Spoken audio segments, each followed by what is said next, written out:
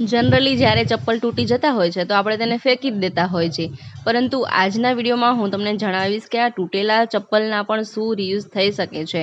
આ બંને ચપ્પલને આપણે રિક્રિએટ કરીશું અને બંનેની અલગ અલગ રીત છે, તો વિડીયોને એન્ડ સુધી જોજો અને વિડીયો પસંદ આવે તો લાઇક પણ કરી દેજો, ચેનલને સબસ્ક્રાઈબ પણ કરજો। તો ચાલો શરૂ કરીએ વિડીયો। તો આ ચપ્પલનો આપણે પછી ઉપયોગ જોઈશું। પહેલાં આપણે આ ચપ્પલને રિક્રિએટ કરીએ। જુઓ, આ ચપ્પલ પણ અહીં તૂટી ગયું છે, તો જે આ તૂટેલો બેલ્ટ છે તેને આપણે કાઢી લઈશું। આ રીતે તમે કાતરથી પણ કાપી શકો। આ રીતે બંને બેલ્ટને આપણે કાતરથી કાપી લેવાના છે। જુઓ, ત્યાર પછી આપણે શું કરીશું, મારી પાસે અહીં એક જૂની કુર્તી હતી, તમારા પાસે જે પણ કોઈ કાપડ હોય તે તમે લઈ શકો છો। આ મેં જૂની કુર્તી હતી તે મેં લીધેલી છે। હવે તેને આ રીતે પાથરી તેના પર આ ચપ્પલ રાખી દઈએ અને તેની આજુબાજુ સાઈડમાંથી આપણે આ કાપડને આ રીતે કાપી લઈએ। તેના માપોમાપ નથી કાપવાનું, 1-1.5 ઇંચ જેટલું આપણે દૂરથી કાપીશું। આ રીતે આપણે કાપી લેવાનું છે। બંને ચપ્પલને આ રીતે આપણે આ કાપડ પર રાખી અને આ કાપડને આપણે કાપી લેવાનું છે। જુઓ,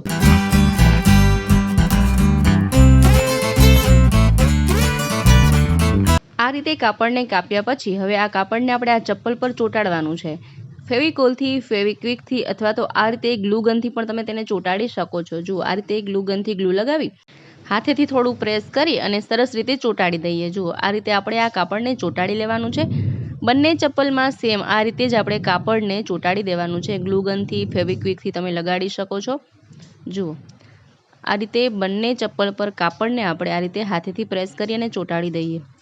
ત્યાર પછી ફરીથી મેં અહીં કુર્તી લીધેલી છે, તેમાં જે બાયના ભાગમાં અને ગળાના ભાગમાં આ પિંક કલરનો પટ્ટો આપેલો છે ને તેને હું કટ કરી રહી છું। આ રીતે કટ કરી લેવાનું છે। તમારી રીતે તમે કોઈ એક્સ્ટ્રા પણ કરી શકો છો। જુઓ, આ રીતે આ મેં બેલ્ટ 2 કટ કરી લીધેલા છે અને ગળામાં જે બેલ્ટ છે પિંક તે પણ હું કટ કરી રહી છું, થોડું એક્સ્ટ્રા લુક આવે તેના માટે, બરાબર। આ રીતે આપણે 2 બેલ્ટને કટ કરી લઈશું।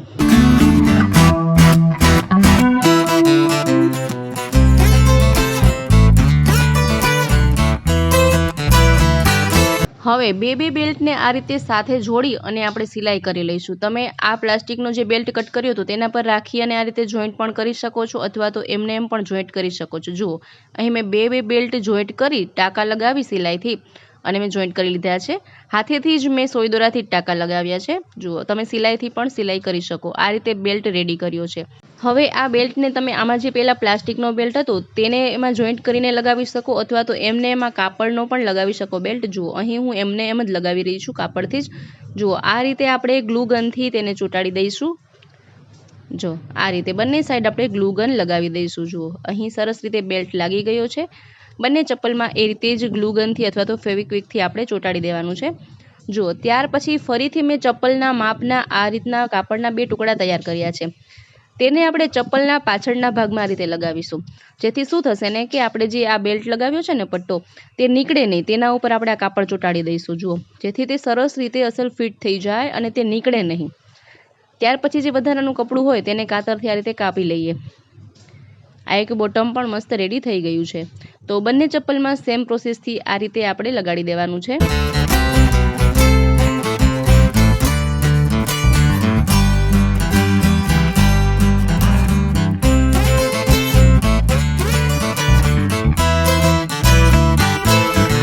આપણે જૂના તૂટેલા ચપ્પલમાંથી પણ નવા ચપ્પલ રેડી કર્યા છે। તો તમે જોઈ શકો છો કે ચપ્પલ પહેલાં કેટલા ગંદા અને તૂટેલા હતા અને ત્યાર પછી આપણે આ નવા ચપ્પલ બનાવી દીધા છે। તો આઈડિયા તમને ગમ્યા હશે। ત્યાર પછી જોઈએ આપણે આ તૂટેલા ચપ્પલ છે તેનો આપણે શું રિક્રિએશન કરીશું। જુઓ, તો તેમાંથી આ રીતના જે આ પટ્ટા છે તેને આપણે કાઢી લઈશું। આ બેલ્ટ છે જે છોટા કહેવાય તે આપણે કાઢી લેવાના છે, બરાબર। ત્યાર પછી જુઓ, હવે આપણે શું કરવાનું છે, આ રીતે ચપ્પલ લીધેલા છે। ફરી હું એક કુર્તી લઈ રહી છું, તમારા પાસે જે પણ કાપડ હોય તે તમે લઈ શકો છો। મારી પાસે અહીં એક વેસ્ટ કુર્તી પડી હતી, મેં તે લીધેલી છે। તેમાંથી જે આ પાર્ટ છે તેને આ રીતે આપણે કટ કરવાનો છે। આ કુર્તીના એક ભાગ પર આપણે આ ચપ્પલને આ રીતે રાખી અને તેને કાપી લઈશું। પહેલા ચપ્પલમાં જેમ આપણે બનાવ્યા હતા ને તેવા જ આપણે નથી બનાવવાના, સાવ અલગ જ રીતથી અને નવી ડિઝાઇનના ચપ્પલ બનાવીશું। તો વિડીયોને એન્ડ સુધી જોતા રહો અને આ ચપ્પલ પર આ રીતે ગ્લુ ગન લગાડી અને આ કાપડને આ રીતે ચોંટાડી દઈએ। જુઓ, આ રીતે ચોંટાડી દેવાનું છે અને સાઈડમાં પણ આ રીતે ગ્લુ ગન અથવા તો ફેવિક્વિક લગાડી અને કાપડને ચોંટાડી દઈશું। આ જ રીતે આપણે બંને ચપ્પલમાં આ કાપડને આ રીતે ચોંટાડી દેવાનું છે અહીં પણ મેં આ બીજું ચપ્પલ પણ ચોંટાડી દીધું છે। ત્યાર પછી ફરી મેં તે કુર્તી લીધેલી છે, તેમાં જે આ બ્લેક કલરનો પાર્ટ છે તે હું આ રીતના કટ કરી રહી છું। જુઓ, આ રીતે કટ કર્યા પછી તેમાં હું 3 સ્ટ્રીપ કટ કરીશ। જુઓ, આ રીતે 3 આપણે સ્ટ્રીપ કટ કરવાની છે। આ ડબલ છે એટલે આપણે તેને અલગ કરીશું એટલે 6 સ્ટ્રીપ આપણી પાસે રેડી થશે। તો આ રીતે આપણે 3 સ્ટ્રીપ લઈ અને તેને અહીંથી દોરાથી બાંધી અથવા તો ગાંઠ લગાવી રબર લગાવી દઈએ અને પછી તેમાંથી આપણે જે રીતે ચોટલો ગૂંથીએ તે રીતે આપણે ગૂંથવાનું છે। જુઓ, આ રીતે આપણે ચોટલો ગૂંથતું જવાનું છે। આખી જે આ પટ્ટી છે તેમાંથી આ રીતના આપણે ચોટલો ગૂંથી લઈશું। જો આ રીતે આપણે ચોટલો ગૂંથી લેવાનું છે અને ત્યાર પછી આ રીતે ચોટલો ગૂંથ્યા પછી આ જે બીજી 3 પટ્ટીઓ છે તેમાંથી પણ ફરીથી એ રીતે જ આપણે ચોટલો ગૂંથીશું। તો આ રીતના મેં 2 બેલ્ટ રેડી કર્યા છે। હવે આ ચપ્પલમાં આપણે જોઈશું કે જ્યાંથી આપણે બેલ્ટ કાઢેલા છે ત્યાંથી આપણે આ રીતે નિશાન લગાવી દઈશું। કાતરથી થોડું કટ લગાવી દઈશું આ કાપડમાં, જેથી કે આપણે આ નવા બેલ્ટ રેડી કર્યા છે તેને આપણે અટેચ કરી શકીએ। આ રીતે કાતરથી બંને ચપ્પલમાં આપણે નિશાન લગાવી દઈશું।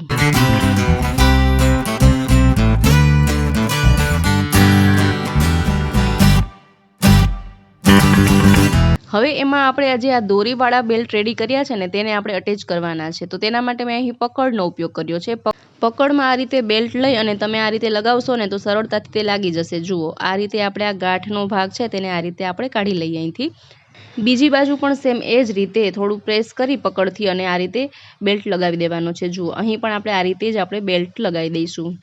ત્યાર પછી જુઓ, આ જે પટ્ટામાં જે એક્સ્ટ્રા કાપડ લાગી રહ્યું છે ને તેને આ રીતે કાતરથી આપણે કટ કરી લઈશું। જુઓ, આ જ રીતે આપણે બીજા ચપ્પલમાં પણ આ જ રીતે આપણે બેલ્ટને લગાવી દેવાના છે। પકડની મદદથી અથવા તો તમે ડિસમિસની મદદથી જેનાથી તમે કમ્ફર્ટેબલ હોય ને એમાં આ રીતે તમે આમાં છૂટા લગાવી દો, આ રીતના બેલ્ટ લગાવી દો, બરાબર।